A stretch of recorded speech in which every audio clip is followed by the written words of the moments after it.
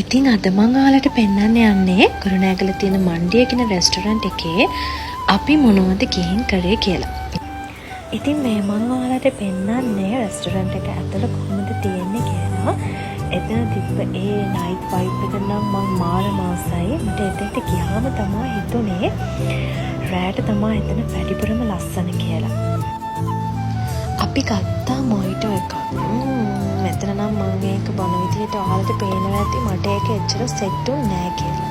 ඊට පස්සේ අපි ඕඩර් කරා සීෆුඩ් කොත්තු එකක්. ඒකට නම් මට දෙන්න පුළුවන් 8 out of 10 වගේ.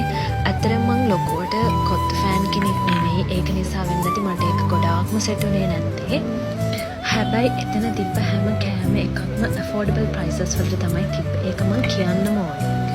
ඉතින් මම නම් හිතන්නේ ඒකාකාරී වෙලා තියෙන අපේ මේ ජීවිතවලට හැමදාම නැතත් කාලෙකින් හරි අපිට පුංචිම හරි වෙනසක් ඕනේ හිත ටිකක් නිදහස් කරගන්න. ඒක හොඳටම දැනෙන්නේ අපි ඒකාකාරී ජීවිතෙන් මොහොතකට හරි මිදුණාම. ඉතින් ඔයාලත් චූටි චූටි දේවල් වලින් හරි ඔයාලගේ ජීවිතේ නිදහස් කරගෙන සතුටින් ඉන්න. ඒ වගේම ඔයාලත් මේ එතන තියෙන ලස්සන ලොකේෂන් එකේ ෆොටෝ ගන්න අමතක කරන්න එපා. අදට ගිහින් එන්නම්. බයි බයි.